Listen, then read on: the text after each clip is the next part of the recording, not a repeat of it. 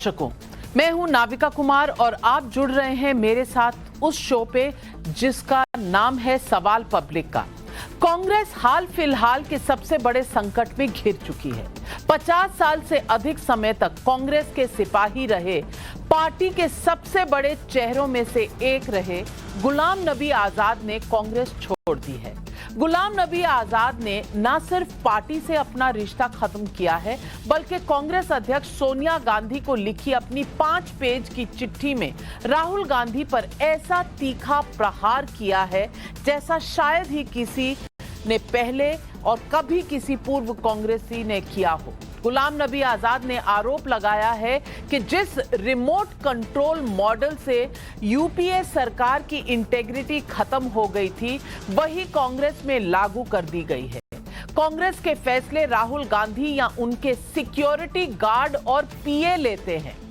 कांग्रेस पर यह ऐसा ब्लास्ट है कि पार्टी हैरान रह गई है, बिल्कुल हैरान, आश्चर्यचकित। उसके पास जवाब में कहने को कुछ खास है नहीं। सवाल पब्लिक का आज ये है कि क्या ये कांग्रेस का आपातकाल है? क्या भारत जोड़ो की बात करने वाली कांग्रेस को अब कांग्रेस जोड़ो कैंपेन की ज्यादा जरूरत है? यही है आज पब्लिक का सवाल।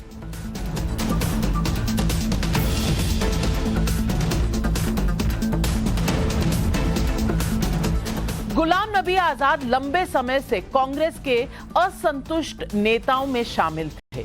अगस्त 2020 में 22 अन्य कांग्रेस नेताओं के साथ उन्होंने कांग्रेस में बड़े बदलावों के लिए चिट्ठी लिखी थी। इस चिट्ठी को कांग्रेस नेतृत्व पचा नहीं पाया था। गुलाम नबी आजाद ने आज इस्तीफे का जो ऐलान किया, उसकी बुनियाद उसी चिट्ठी में पड़ गई थी 2020 में। गुलाम नबी आजाद ने सोनिया गांधी को अपने रेजिग्नेशन लेटर में यूपीए सरकार के दौरान राहुल गांधी ने जो अध्यादेश फाड़ा था उसका जिक्र कर दिया। गुलाम नबी ने इस्तीफे में लिखा कि यूपीए सरकार जो पहले से ही दक्षिणपंथी और कुछ विवेकहीन कॉरपोरेट हितों के निशाने पर थी, ये एक अकेला कदम 2014 में उसकी हार के लिए सबसे ज्यादा जिम्मेदार था। गुलाम नबी आजाद ने अपने इस्तीफे में यह भी लिखा कि जनवरी 2013 में जब से राहुल गांधी कांग्रेस के उपाध्यक्ष बने, तब से पार्टी में सलाह लेकर फैसले लेने वाली व्यवस्था ध्वस्त हो गई। जनवरी 2013 के जयपुर अधिवेशन में कांग्रेस के लिए एक्शन प्लान सुझाया गया था, लेकिन 9 साल से ये एआईसीसी के स्टोर रूम में धूल फांक रहा है। अगस्त 2020 से गुलाम नबी आजाद की नाराजगी जग जाहिर है। फरवरी 2021 में राज्यसभा में जब आजाद का कार्यकाल खत्म हुआ, तब प्रधानमंत्री नरेंद्र मोदी उनके लिए भावुक हुए थे। प्रधानमंत्री मोदी ही कांग्रेस के असंतुष्ट नेताओं के लिए G23 शब्द का इस्तेमाल किया था। मोदी ने कहा था कि मैं गुलाम नबी आजाद को रिटायर नहीं होने दूंगा। आज जब गुलाम नबी आजाद का इस्तीफा आया है तो मैंने उनसे फोन पर बात की। गुलाम नबी ने मुझसे कहा कि वो किसी पार्टी में शामिल नहीं होने जा रहे। उन्होंने मुझसे अपनी पार्टी बनाने के इरादे की पुष्टि भी की और कहा कि कश्मीर के लोग की पार्टी अध्यक्ष चुनेंगे स्थानीय नेताओं में से। गुलाम नबी आजाद ने ऐसे समय में कांग्रेस छोड़ी है जब पार्टी ने अपने अगले अध्यक्ष को चुनने की प्रक्रिया शुरू की है। लेकिन गुलाम नबी आजाद का रेजिग्नेशन लेटर कांग्रेस को आईना दिखा रहा है। इस्तीफे में गुलाम नबी आजाद ने लिखा है कि कांग्रेस में स्थिति ऐसी बन गई है कि प्रॉक्सीज को अब पार्टी का नेतृत्व सौंपा जा रहा है। संगठन की चुनाव प्रक्रिया सिर्फ नाटक और दिखावा है। देश में कहीं भी किसी भी स्तर पर संगठन के चुनाव नहीं हुए हैं। गुलाम नबी आजाद ने अपने इस्तीफे में कहा है कि राहुल गांधी की अगुवाई में 2014 से 2022 के बीच कांग्रेस 49 यानी 49 में से 39 विधानसभा चुनाव हार चुकी है। सिर्फ 4 राज्यों में चुनाव जीता और सिर्फ 6 राज्यों में गठबंधन सरकार बना सकी। आज सिर्फ 2 राज्यों में कांग्रेस सरकार है और 2 राज्यों के गठबंधन सरकार सरकारों में शामिल है एक टेल एंडर पार्टी के तौर पर। गुलाम नबी आजाद से पहले कपिल सिब्बल, अश्विनी कुमार, अमरिंदर सिंह, सुनील जाखड़ जैसे दिग्गज नेता कांग्रेस को छोड़ चुके हैं।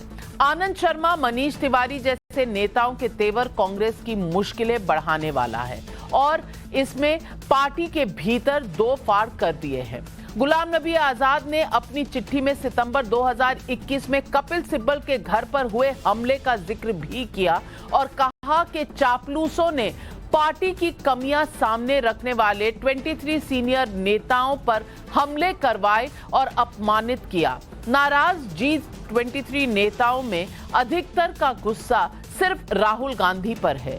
अभी जुलाई में गुलाम नबी आजाद, मनीष तिवारी और आनंद शर्मा ईडी जांच को लेकर सोनिया गांधी के समर्थन में कांग्रेस के कैंपेन में शामिल हुए थे। आज गुलाम नबी आजाद ने अपने इस्तीफे में राहुल से नाराजगी लेकिन सोनिया के सम्मान को साफ उजागर भी कर दिया। आजाद का कांग्रेस से इस्तीफा पार्टी के लिए बहुत बड़ा झटका है, लेकिन यूथ कांग्रेस के प्रमुख श्रीनिवास बीवी ने राहुल गांधी का एक वीडियो साझा किया जिसमें राहुल ये कहते सुने जा रहे हैं कि हमें आरएसएस से डरने वाले लोग नहीं चाहिए, जो निडर हैं वही कांग्रेस में रहें। लेकिन कांग्रेस ने अपने आधिकारिक बयान में क्या कहा है ये आप सुन लीजिए। ये बड़े अत्यंत दुख की बात है कि एक ऐसे समय में जब कांग्रेस पार्टी राहुल गांधी जी के नेतृत्व में, हमारी अध्यक्षा श्रीमती सोनिया गांधी जी के नेतृत्व में पूरे की पूरी कांग्रेस पार्टी के कार्यकर्ता संगठन सड़क के ऊपर महंगाई, बेरोजगारी और ध्रुवीकरण के खिलाफ लड़ाई लड़ रहे हैं। दुख की बात यह है, अत्यंत दुख की बात यह है कि गुलाम नबी आजाद साहब ने ऐसे समय में कांग्रेस को छोड़ने का और इस लड़ाई के अंदर साथ छोड़ने का फैसला किया है। तो आज सवाल पब्लिक का यह उठता है, क्या गुलाम नबी आजाद के इस्तीफे के बाद 2024 से पहले कांग्रेस में बड़ी टूट की आशंका पैदा हो गई है? सवाल नंबर 2, क्या राहुल गांधी पर गुलाम नबी आजाद का प्रहार राहुल गांधी की क्रेडिबिलिटी ध्वस्त कर रहा है? सवाल नंबर 3, क्या गुलाम नबी आजाद का दांव कश्मीर में बीजेपी के लिए नए समीकरण बना सकता है? यही है आज पब्लिक के सवाल। और सबसे पहले आज पूर्व नेता और यूनियन कैबिनेट मिनिस्टर कांग्रेस की सरकार में रहे अश्विनी कुमार जी हमारे साथ जुड़ रहे हैं। अश्विनी कुमार जी, टाइम्स नाउ नवभारत में आपका बहुत बहुत स्वागत है और मैं पूछना चाहती हूं, बहुत से दिग्गज नेता ने बहुत सी कवायद की कि कांग्रेस कुछ रास्ते पर आ जाए, पर यह हुआ नहीं। लेकिन आज धुआंधार चिट्ठी जिस तरह से गुलाम नबी आजाद ने लिखी है, इससे यह तो साबित हो गया कि वो ना गुलाम है और आज कांग्रेस से आजाद भी हो गए। क्या ये गुलामी जिसकी बात प्रवक्ता जयवीर शेरगिल ने 2 दिन पहले ही की थी और कहा था कि चापलूसों की पार्टी हो गई है कांग्रेस पार्टी, क्या कांग्रेस को अब एक बड़ी टूट से कोई भी बचा सकता है? अश्विनी जी। नविका जी, कांग्रेस की सच्चाई जितनी मैं जानता हूं उतनी आप भी जानती हैं और आज देशवासी भी जानते हैं। ये बहुत दुख की वजह है कि जिन लोगों ने अपना सारा जीवन कांग्रेस को दे दिया, अपना खून, अपना पसीना कांग्रेस के लिए बहाया, जो बुरे वक्त में हमेशा कांग्रेस के साथ खड़े रहे, एक के बाद पार्टी को अलविदा कह रहे हैं। तो कुछ तो बड़ी खामी है कांग्रेस पार्टी में जिसका समाधान इतने सालों से हो नहीं पाया।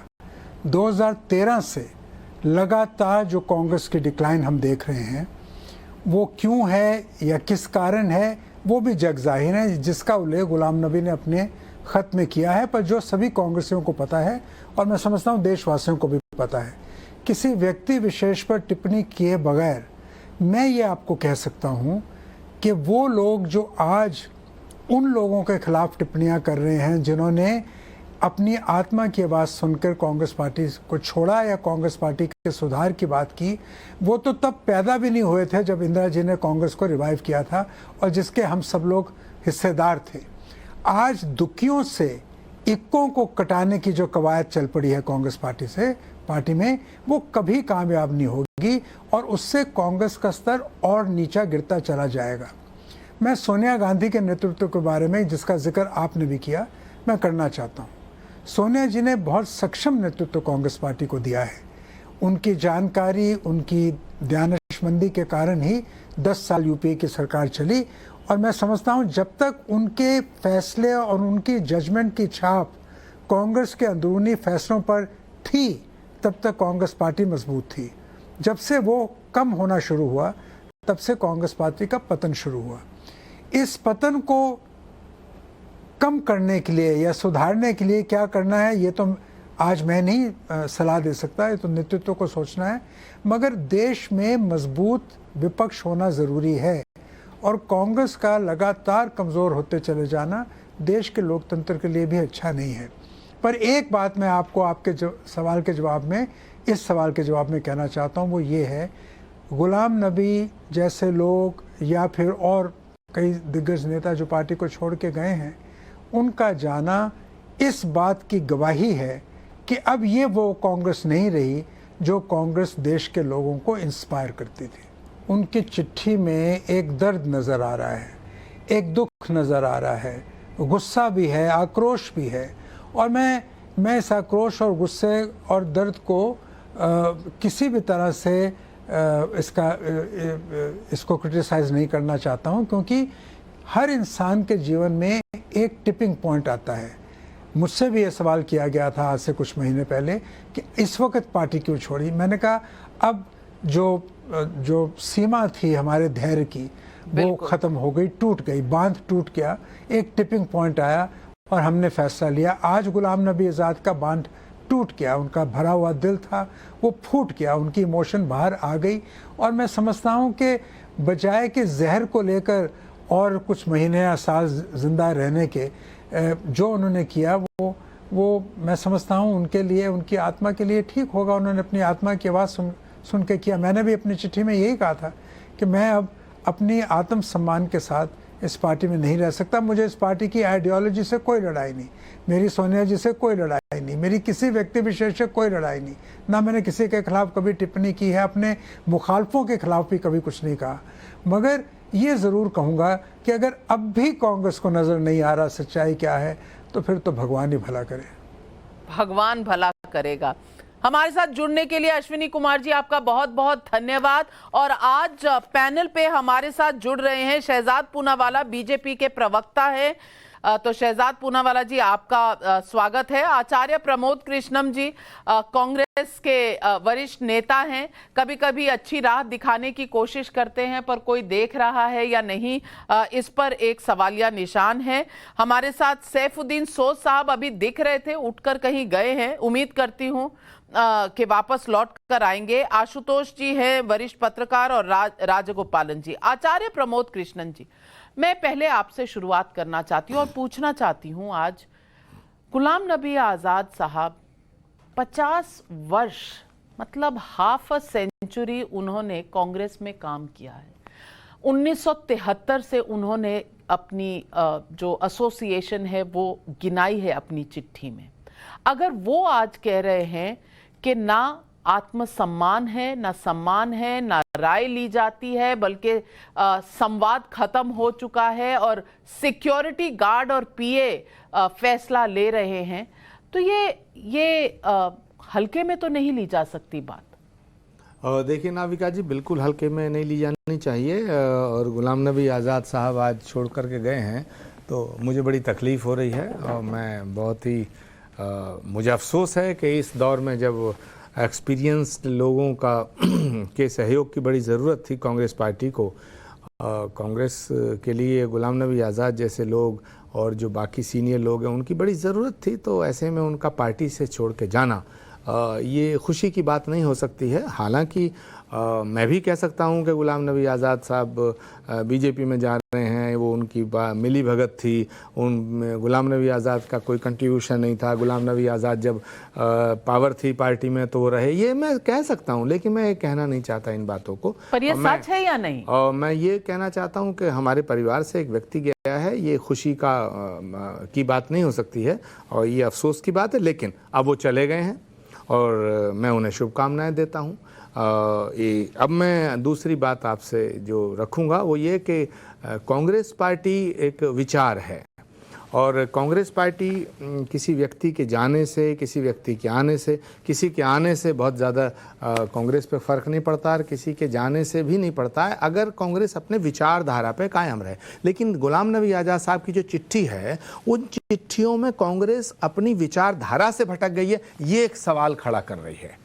ये बार बार चिंतन को मजबूर कर रही है और ये एक बहुत बड़ी बात है कि जो गुलाम नबी आज़ाद साहब ने कुछ मुद्दे उठाए हैं, उनमें कुछ मुद्दों से मैं सहमत हूँ, लेकिन कुछ मुद्दों से सहमत नहीं हूँ। मगर जिन मुद्दों से मैं सहमत हूँ बहुत ही ख़तरनाक है। जैसे गुलाम नबी आज़ाद साहब ने विषय उठाया है कि राहुल गांधी जी के नेतृत्व और उनके आसपास जो लोग फैसला लेने वाले हैं वो नौसिखिए हैं, नॉन पॉलिटिकल हैं और पॉलिटिकल जो सीनियर कांग्रेस के लोग हैं, जो वरिष्ठ कांग्रेसी हैं, उनका सम्मान नहीं करते हैं, उनके सम्मान पर सवालिया निशान है, डिस्कशन का अभाव है, पॉलिटिकल डिस्कोर्स का अभाव है, संवादहीनता हो गई है। तो ये कुछ ऐसे बातें हैं जो गुलाम नबी आज़ाद साहब ठीक कह रहे हैं और एक कांग्रेसी होने के नाते उनके जो दिल में दर्द है, जैसा अभी अश्वनी कुमार जी कह रहे थे, तो ये ठीक है क्योंकि उन्होंने कांग्रेस पार्टी को मजबूत करने की बात की थी। मेरी भी गुलाम नबी आज़ाद साहब से कुछ दिनों पहले जब बात हुई थी तो मुझे लगता था कांग्रेस पार्टी के भीतर रह करके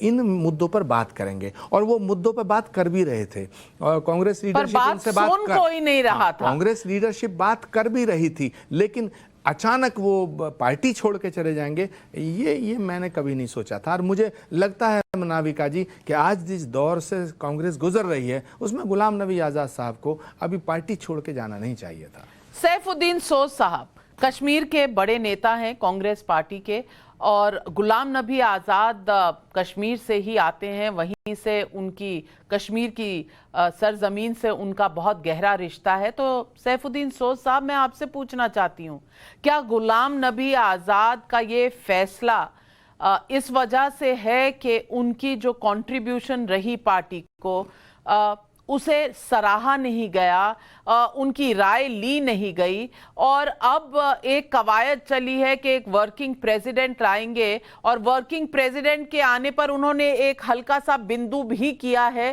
कि जो आएंगे वो भी एक कठपुतली की तरह ही होंगे। अशोक गहलोत जी की शायद तरफ इशारा था उनका, वो आएंगे तो उनकी कठपुतली की तरह हैसियत होगी। और गुलाम नबी आज़ाद जिन्होंने 50 साल दिए हैं कांग्रेस में, शायद वो उनके साथ और उनके अंडर, उनके नीचे काम नहीं करना चाहते थे। ये असंतुष्टि पहले जाहिर थी कांग्रेस पार्टी को, क्या कांग्रेस ने खुद कोशिश की उन्हें मनाने की और जरूरत थी या नहीं थी?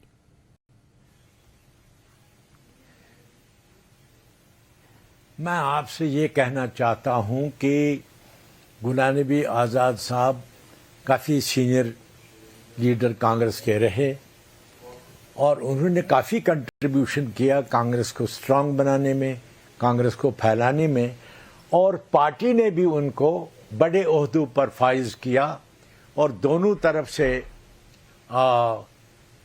एक मतलब आज़ाद साहब की भी इज्जत की गई और आज़ाद साहब ने कंट्रीब्यूशन खासा किया पार्टी में और उनका जाना जो है ये बदकिस्मती है। मगर वो 5 सफ़े की चिट्ठी मैंने पढ़ी, उसमें कोई मजमून ऐसा नहीं है जिसमें सोनिया जी के सामने ये सोनिया जी सॉर्ट आउट कर सकती थी। मेरा तजुर्बा ये है कि सोनिया जी बड़े तमीज़ से बात सुनती है और बात का जवाब देती है। She discusses problems. There is no point at which Sonia Gandhi will differ and tell the person who is meeting you are wrong, even if जो मिलता है अगर वो गलती भी करता है तो सोनिया जी का तरीका ये नहीं है। बाद में चिट्ठी आएगी या किसी तरीके से पता लग जाएगा कि सोनिया जी मुतफिक नहीं है। आजाद साहब की बात को कदर थी कांग्रेस में, और मुझे लगता है कुछ लोगों का ख्याल है ये सारे सवाल जो 5 सफ़ों पर आजाद साहब ने उठाए हैं, इनका जवाब या इस डिस्कशन में सोनिया गांधी भी जवाब दे सकती थी, उसके बाद इनको इस्तीफा करना चाहिए। पर उनका तो कहना यह है कि सोनिया गांधी जी अध्यक्ष जरूर है लेकिन पार्टी चला रहे हैं राहुल गांधी, और वो सुनते नहीं है, संवाद करते नहीं है। नहीं, ये तो सुनिए नाविका जी, ये तो आजाद साहब का ख्याल है, आजाद साहब की असेसमेंट है। मैं इस पर ये नहीं कहता कि उनकी असेसमेंट गलत है, उस सवाल का जवाब तो राहुल गांधी दे देंगे। लेकिन मैं समझता हूं कि बड़ी बदकिस्मती है कि इतने तजुर्बाकार सियासी लीडर कांग्रेस से रुखसत हो गए, और ये बदकिस्मती की बात है कि कोई मौका ऐसा नहीं हुआ जिसमें राहुल गांधी, सोनिया जी और गुलाम नबी साहब बैठे। तो खैर, अब आजाद साहब के इस्तीफे से वो तो पार्टी से बाहर गए, और गुलाम नबी साहब को भी काफी तजुर्बा है। कांग्रेस पार्टी इस मुल्क का सबसे बड़ा सेकुलर संगठन है, और बाहर की दुनिया में बहुत सोचना पड़ेगा कि आजाद साहब की फिलॉसफी जो सेकुलरिज्म की है वो किस तरह महफूज रहेगी। आजाद साहब की टक्कर के आदमी को जो फिलॉसफी है उसको कश्मीर में भी जगह है, और मैं ये नहीं मानता है कि आजाद साहब के यहाँ की लीडरशिप में आजाद साहब के जरिए कांग्रेस को नुकसान नहीं पहुंचेगा। यहाँ कांग्रेस में जगह है, कश्मीर वादी में या जम्मू में गुलाम नबी आजाद की अपनी पहचान है, वो यहाँ पार्टी खड़ी कर सकते हैं, ये इस दावा को मैं तस्लीम करता हूँ। लेकिन कांग्रेस के आइडिया को जम्मू कश्मीर में जो रिसेप्शन हुआ है वो कमजोर भी नहीं हो सकता।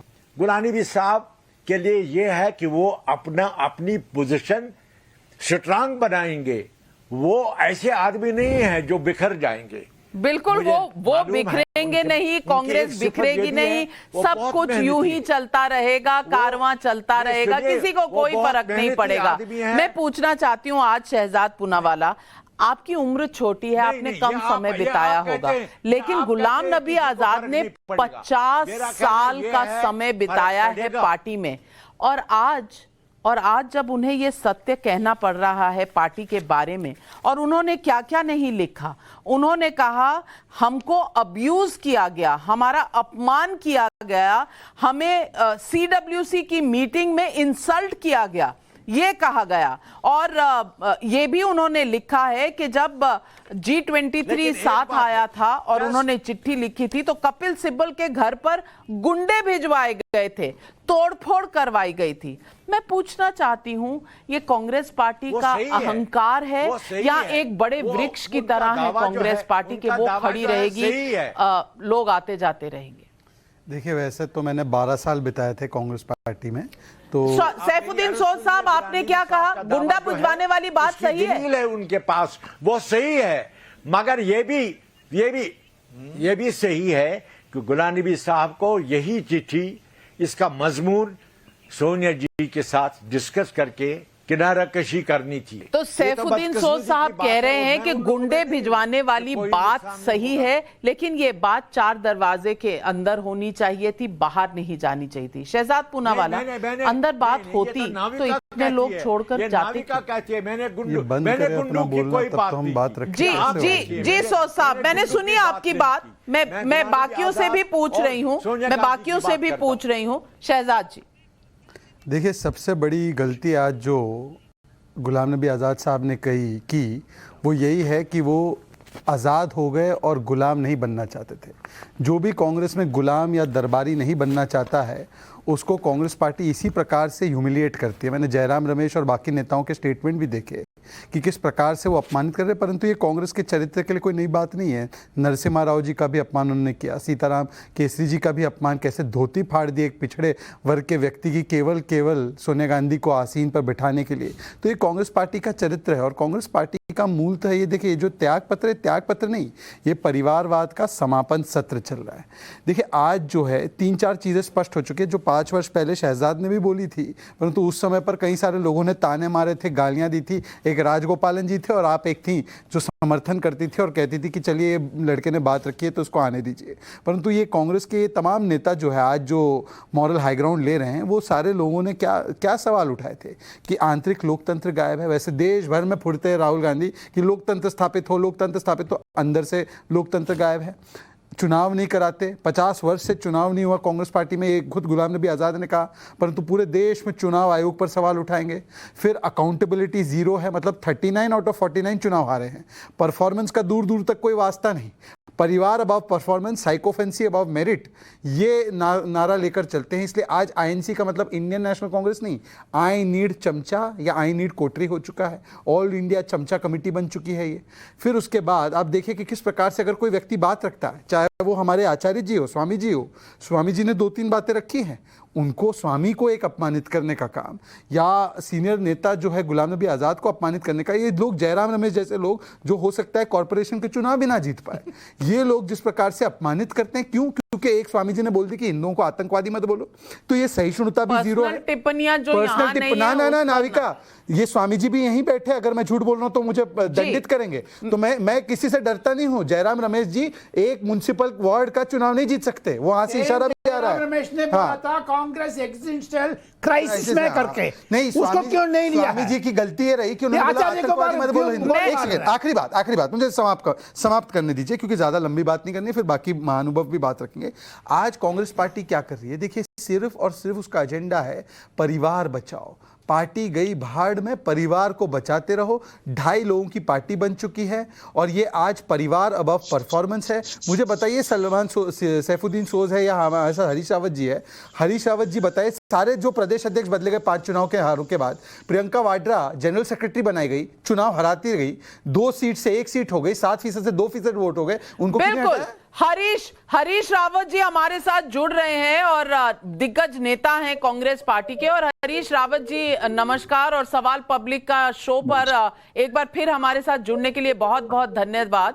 हरीश रावत जी, मैं आपसे पूछना चाहती हूं, राहुल गांधी का हमेशा सवाल रहता है कि मोदी डिक्टेटर हैं, मोदी डिक्टेटर हैं। आज सर्वे आया है और 75% लोगों ने कहा है मोदी विश्व प्रसिद्ध सबसे पॉपुलर लीडर है। और दूसरी तरफ डिक्टेटरशिप कांग्रेस पार्टी में जो चल रही है, उसका ब्यौरा तो गुलाम नबी आजाद ने अपनी चिट्ठी में दे दिया।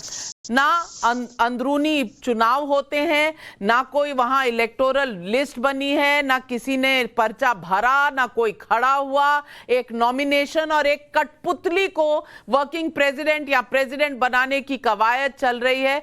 हरीश रावत जी, डिक्टेटरशिप कहां चल रही है, कांग्रेस के अंदर या मोदी के साथ, जो राहुल गांधी कहते हैं?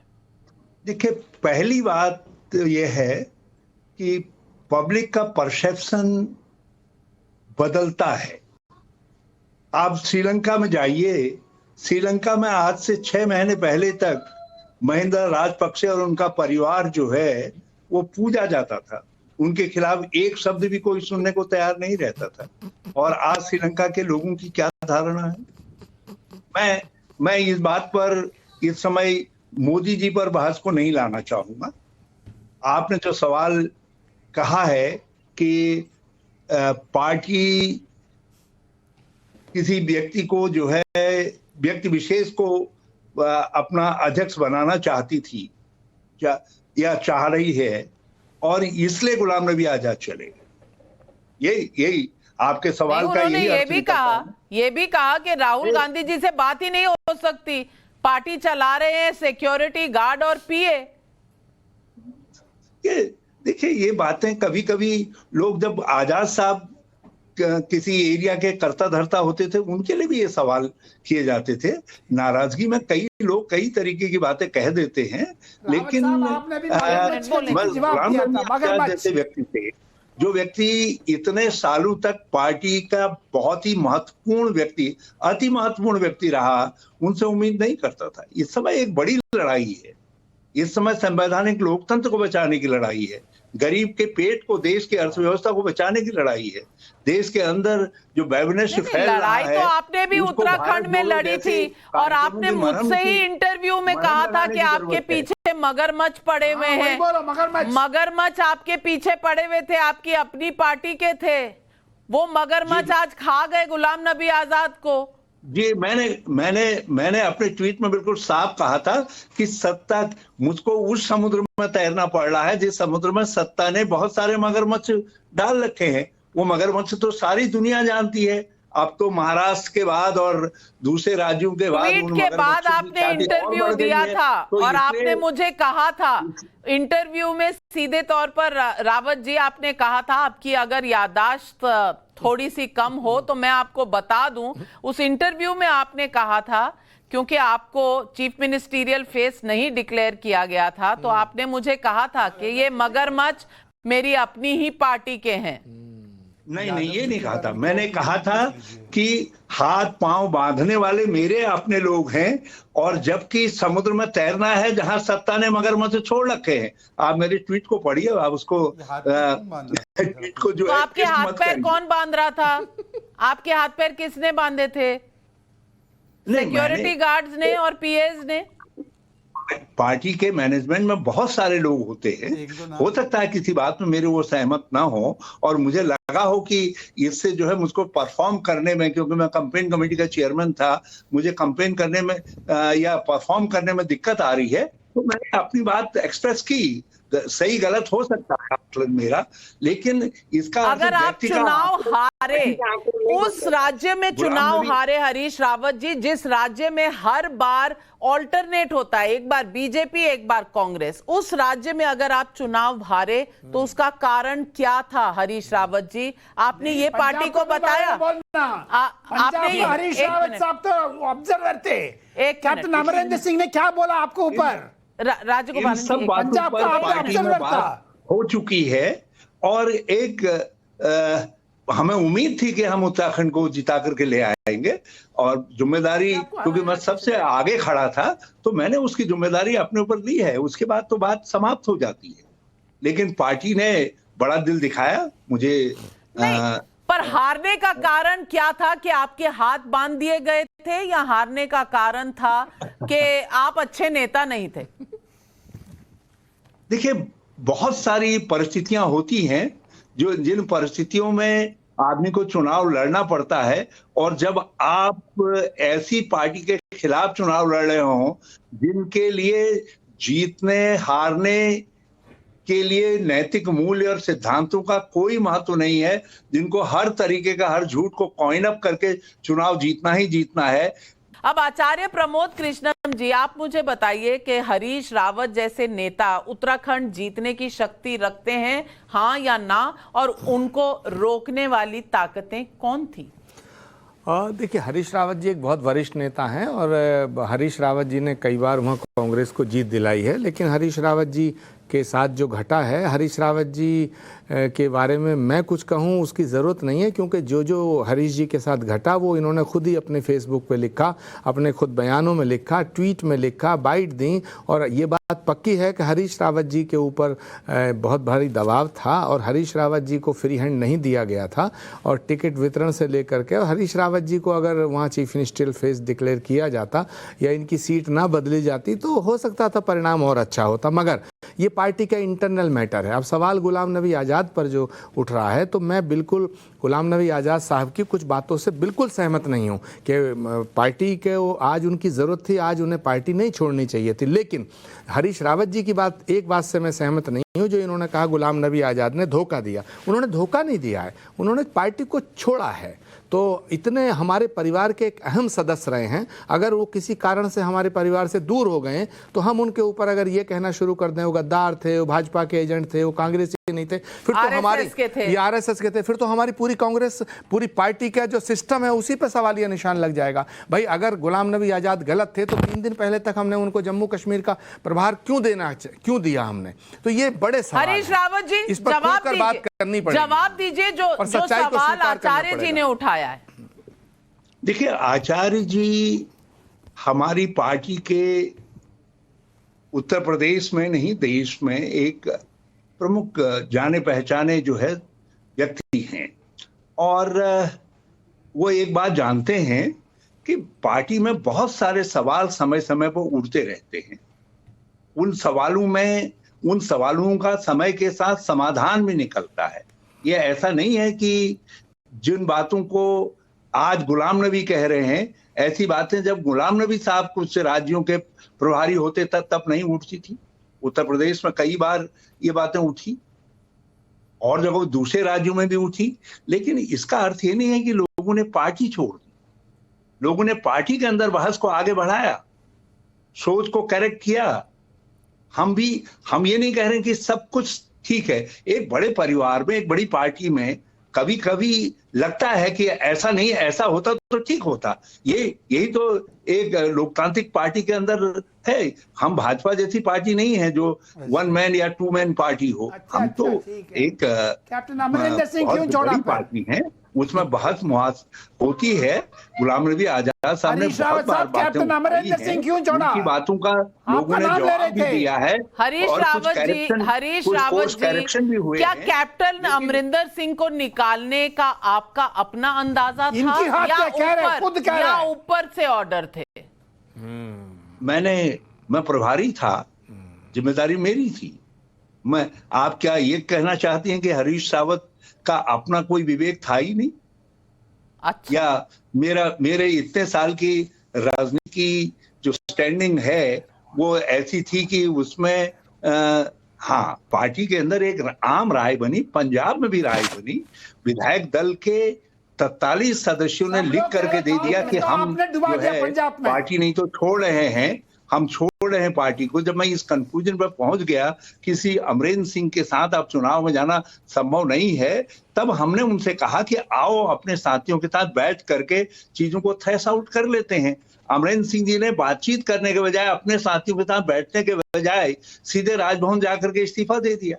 पहले मुझे बताइए कि सारे जो नेता, 150 से ज्यादा नेता ने छोड़ा है पिछले 8 वर्षों में, वो सारे नेता गलत है, परंतु राहुल गांधी, सोनिया गांधी सही है, ये कैसा तर्क है? दूसरी बात, लोकतंत्र की बात कर रहे हैं। पिछले 30 साल में कांग्रेस पार्टी और बीजेपी का कंपैरिजन कीजिए। बीजेपी में 11 से अधिक राष्ट्रीय अध्यक्ष हुए, ना कोई किसी का भाई, ना कोई किसी का बेटा। परंतु कांग्रेस पार्टी पिछले 30 साल में कौन अध्यक्ष हुआ? माँ नहीं तो बेटा, बेटा नहीं तो माँ। और मुझे हरीश रावत जी आप बता दीजिए ना, आप ही बता दीजिए कि कोई भी जो परिवार का नहीं होता है सदस्य, उसको कैसे अपमानित किया जाता है? किस प्रकार से हेमंत बिस्वा शर्मा को अपमानित किया गया, सीताराम केसरी को अपमानित किया गया, नरसिम्हा राव के शव को अंदर नहीं आने दिया गया, और आज भी कुछ यहाँ पे बैठे जिनको अपमानित किया जा रहा है, वो बेचारे फिर भी अपमान सहकर कांग्रेस का झंडा उठाते हैं। ये सही है अध्यक्षता की ना चुनाव होते हैं, माँ बेटा, माँ बेटा, बेटा माँ, बेटा माँ। हरीश रावत जी, ये कौन सा लोकतंत्र है? एक हमारी पार्टी के इलेक्शन सिस्टम को जो लोग नहीं जानते हैं वो लोग इस सवाल को उठा रहे हैं। अच्छा, गुलाम नबी आजाद साहब भी नहीं जानते? इलेक्शन जिनकी 50 साल रहे हैं कांग्रेस पार्टी में, वो भी नहीं जानते? जो लोग वन पार्टी या टू मैन पार्टी हैं, वो लोग इस बात को उठा रहे हैं। कांग्रेस के अंदर डेट तय करने से लेकर के पूरा शेड्यूल तय करना, पूरा प्रोसीजर तय करना, सारी चीजें, और observers,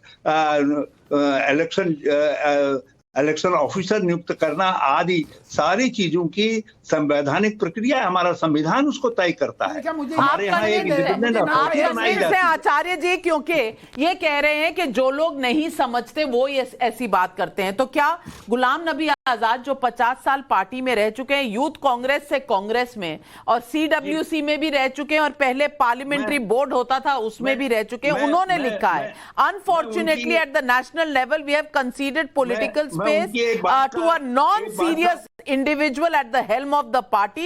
Organization election process is a farce and a sham. कोई जगह नहीं है जहां पर कोई भी इलेक्शन हुआ है पार्टी का, ऑर्गेनाइजेशन का। हैंड पिक लेफ्टिनेंट AICC के साइन करते हैं और उन्हें मजबूर किया जाता है साइन करने के लिए लिस्ट जो AICC में 24 अकबर रोड में बैठकर बनती है। मैं पूछना चाहती हूं, क्या गुलाम नबी आजाद साहब आज इस चिट्ठी में झूठ बोल रहे हैं या सच? नाविका जी, दो तीन पॉइंट हैं जो बहुत महत्वपूर्ण आपने उठाए हैं। मैं तीनों का जवाब दूंगा, थोड़ा सा मुझे वक्त दे दें। एक तो शहजाद पूनावाला ने बार बार ये बात मेरी तरफ को इशारा करके कही है कि आचार्य प्रमोद कृष्णम का भी अपमान हो रहा है कांग्रेस में। कुछ लोग खुलेआम उनका अपमान कर रहे हैं, लेकिन वो अपमान का घूंट पी के रह रहे हैं। उनका इशारा जयराम रमेश जी के उस कमेंट्स की तरफ है जो उन्होंने कहा था कि आचार्य प्रमोद कृष्णम जो हैं वो अधिकृत नहीं है। जयराम रमेश जी हमारे कांग्रेस पार्टी के प्रभारी हैं, मीडिया प्रभारी हैं, और वो मेरा अगर अपमान कर रहे हैं तो भी मैं उनका अपमान नहीं करना चाहता, क्योंकि मैं किसी भी व्यक्ति का विचारधारा से कोई सहमत हो या ना हो, मैं उसका सम्मान ही करता हूं हमेशा। दूसरी बात है, इस बात की बड़ी खुशी हुई कि मेरा अपमान कांग्रेस पार्टी के नेता कर रहे हैं और बीजेपी के राष्ट्रीय प्रवक्ता शहजाद पूनावाला को दर्द हो रहा है। मैं इनका आभार व्यक्त करना चाहता हूं। दूसरा सवाल आया कांग्रेस के इलेक्शन का, कि जो गुलाम नबी आजाद साहब ने कांग्रेस के जो ऑर्गेनाइजेशनल इलेक्शन हैं उन पर सवालिया निशान करा। तो उस पर मैं दो बातें कहना चाहूँगा। एक कि कांग्रेस के अंदर जो इलेक्शन है वो गलत होता है, ये बात गुलाम नबी साहब को आज पता चली, इसका मुझे कष्ट है, क्योंकि हर एक इलेक्शन के प्रोसेस में आज़ाद साहब खुद शामिल थे, नंबर एक। नंबर टू, नाविका जी मैं एक बात साफ कर देना चाहता हूँ, पार्टी कोई भी हो इस देश में, हरीश रावत जी जो बात कह रहे हैं मैं उनकी बात का ना समर्थन कर रहा हूँ ना विरोध कर रहा हूँ, मैं अपने विचार प्रकट कर रहा हूँ। इस देश की कोई भी डेमोक्रेटिक पार्टी है, सीपीआई, सीपीएम और पोलित ब्यूरो को छोड़ के, चाहे वो बीजेपी है, चाहे वो समाजवादी पार्टी है, चाहे वो बसपा है, चाहे वो आरजेडी है, चाहे कोई भी पार्टी है, उसमें जो इलेक्शन का जो प्रोसेस है वो इलेक्शन नहीं है, वो सिलेक्शन है। मैं बिल्कुल साफ तौर से कहना चाहता हूँ।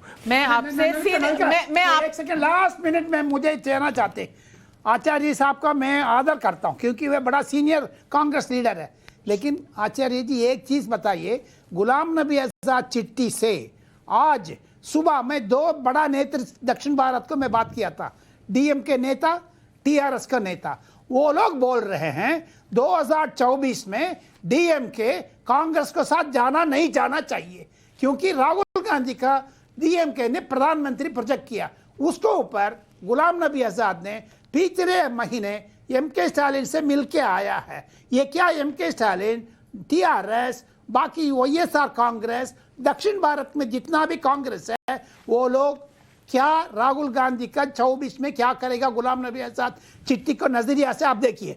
मैं नाविका जी इसमें एक चीज़ मैं, क्योंकि कांग्रेस के इलेक्शन के ऊपर बात चल रही है, अब मैं, हरीश रावत जी बहुत ही हमारे वरिष्ठ हैं, बैठे हैं, वो सब जानते हैं, मैं उनसे भी पूछना चाहूँगा कि एक फैसला ये आया कि राहुल गांधी जी ने कह दिया कि मैं कांग्रेस की अध्यक्षता स्वीकार नहीं करूँगा, लेकिन लोगों ने आवाज़ उठाई और देश के काफ़ी कांग्रेस के कार्यकर्ता ये चाहते थे कि भाई अगर राहुल जी अध्यक्षता स्वीकार नहीं कर रहे हैं, ये चिंतन शिविर में जो उदयपुर था उसमें भी ये बात उठी थी, तो फिर प्रियंका गांधी को कांग्रेस की कमान दी जाए, प्रियंका जी को फेस बनाया जाए, क्योंकि प्रियंका गांधी का जो फेस है पॉपुलरिटी के पॉइंट ऑफ व्यू से, क्रेडिबिलिटी के पॉइंट ऑफ व्यू से और एक्सेप्टेबिलिटी के पॉइंट ऑफ व्यू से प्रियंका गांधी से बड़ा फेस हमारे पास नहीं है। तो ये आवाज़ उठी, लेकिन फिर एक मैसेज, फिर एक मैसेज, उत्तर प्रदेश उत्तर प्रदेश में प्रियंका गांधी फेस नहीं थी, उत्तर प्रदेश में प्रियंका गांधी प्रभारी महामंत्री थी, और कहीं भी नाविका जी प्रभारी महामंत्री फेस नहीं होता, वहां के फेस अजय कुमार। हरीश रावत जी, 5 सेकंड, तो प्रियंका गांधी के बारे में जब ये आवाज उठी तो एक मैसेज फ्लैश हो रहा है कांग्रेस के अंदर कि नहीं साहब, राहुल जी भी नहीं बनेंगे और प्रियंका गांधी को भी नहीं बनाया जाएगा। तो इससे क्या है कि लोग मायूस हो रहे हैं, लोग उदास हो रहे हैं। वो बनना चाहती हैं कि वो भी कह देंगी कि मुझे नहीं बनना? नहीं, ये तो प्रियंका गांधी अगर नहीं बनना चाहती हैं तो उनका स्टेटमेंट आए उसके बाद पता चलेगा, मगर हम हरीश रावत जी अगर राहुल गांधी नहीं बनना चाहते तो प्रियंका गांधी क्यों नहीं, इस पर कोई चर्चा क्यों नहीं होती? तो देखिए, पार्टी किन्हीं बातों पर सारे पहलुओं पर विचार करती है, और ये ऐसा नहीं है कि एक स्तर पर इसका मंथन होता है, ऐसा पार्टी के अंदर नहीं है।